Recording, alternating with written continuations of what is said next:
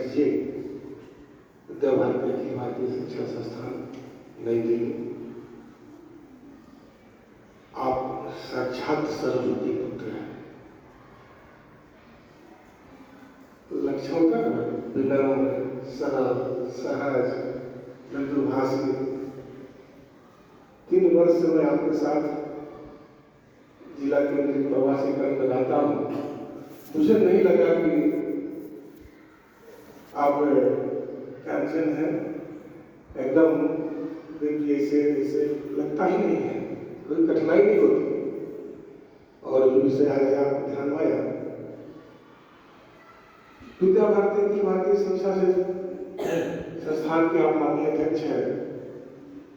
हम सभी जानते हैं कि विद्या भारती शिक्षा के क्षेत्र में विभिन्न प्रकार के नवाचार और आयाम की व्यवस्था बनाकर योजना करती है और संपूर्ण देश में शिक्षा का अलग चलाती है।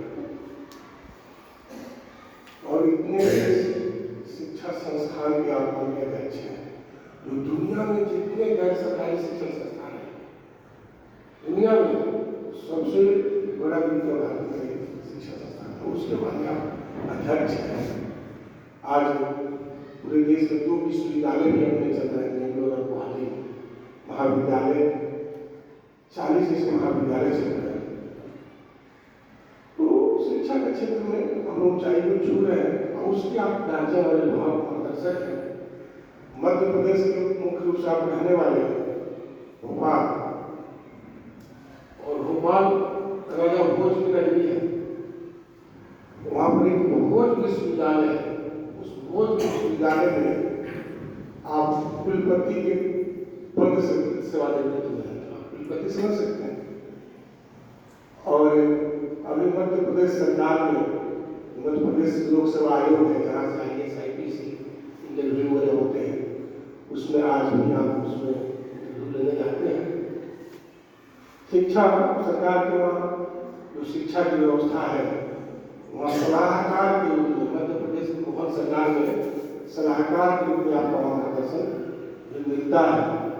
ऐसे निवृत्ति को पाकर विद्या भारती गौरवान्वित है, दक्षिण विभाग और महाविद्यालय गौरवान्वित है।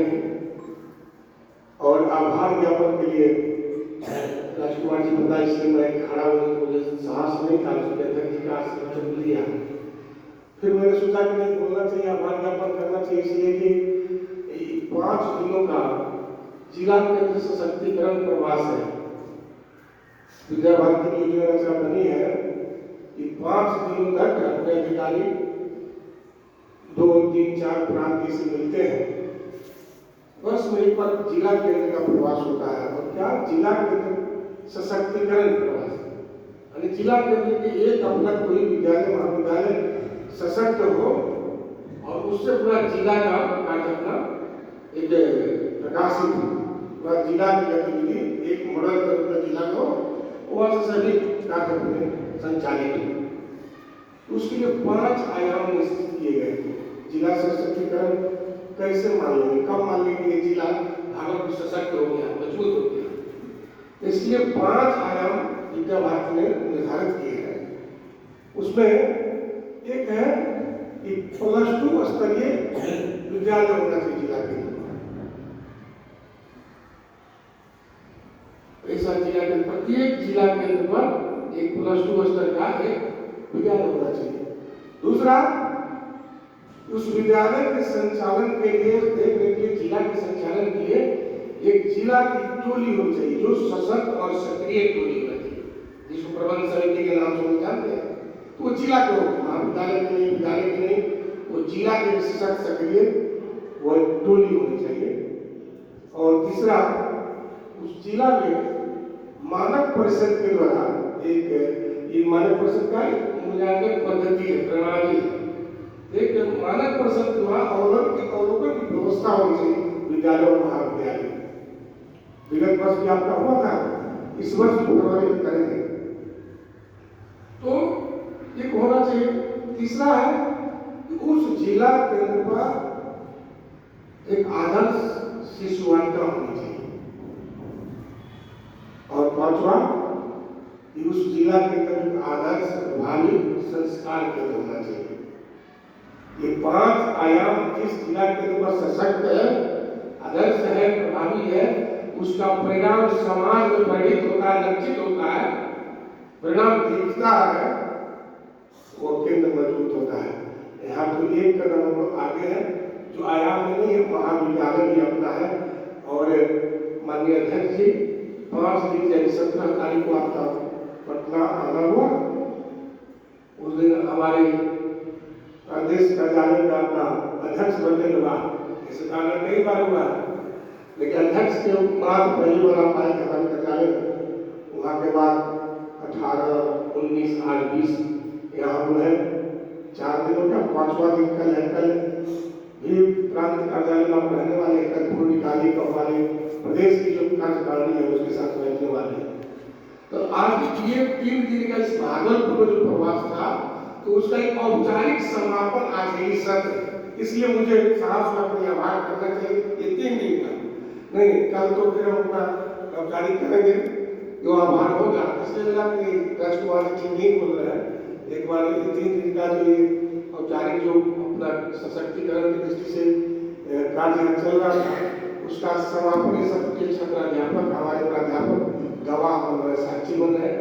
और इसलिए मैं यहाँ जोड़ा, श्रीमान यहाँ महाविद्यालय में आए कि आप स्वयं ये जीवन जिए, महाविद्यालय, यूनिवर्सिटी, विश्वविद्यालय सबका जीवन आप जिए हैं। तो यहाँ आप मन में नहीं हुआ जाना चाहिए, ये रुचि का विषय है जो आपको दिखा, इस निमित्त आना हुआ था। और प्रवास आज पूर्ण हो रहा था कि आपके साथ में रहना चाहिए। और एक आदर्श शिक्षक, आदर्श आचार्य में क्या क्या होना चाहिए, वो सारी बातों उन्होंने किया है। क्या इसमें आप सब लोग ध्यान से सुने होंगे, और जो भी बातें आई है व्यावहारिक बार हम अपने साथ उसको जोड़ेंगे, अपने आत्मसात करेंगे अपने व्यवहार में। हम सब का महाविद्यालय के साथ आप भी जुड़े हैं, और आपकी नैया जब पार होगी, आप अच्छे करेंगे, महाविद्यालय से निकलने के बाद आप समाज के काम आएंगे, आपका निर्माण हो जाएगा, आप दूसरे के सहयोग करने के लायक बन सकेंगे। आइए सही भी सुनने बोला नहीं, तो हम लगा महाविद्यालय और हम सब गैरवालिक महसूस करेंगे। पुनः एक बार श्रीमान का मैं आभार ज्ञापन करता हूँ हृदय से कि आप जैसे व्यक्तित्व विद्या भारती को नेतृत्व करने के लिए, कर्तृत्व देने के लिए प्राप्त हुआ है। हम सभी दक्षिण बिहार के मुखिया होने के नाते मैं हृदय से आपका आभार करता हूँ कि आपका मार्गदर्शन हमारे जीवन में, हमारे मार्ग में जो शिक्षा क्षेत्र में काम कर रहे हैं, संबल प्रदान करेगा। और पुनः एक बार महाविद्यालय की तरफ से भी, चूंकि महाविद्यालय धन्यवाद आपको मैं सब करना था, लेकिन मेरा नाम आया तो उनको भी लगा कि महाविद्यालय की तरफ से मैं सभी लोगों को, इस परिवार को और आभार ज्ञापन करता हूँ और अपना विषय पूर्ण करता हूँ। क्योंकि बाकी सभी विषय आ गए हैं, उसमें कुछ हमको जोड़ना लगाना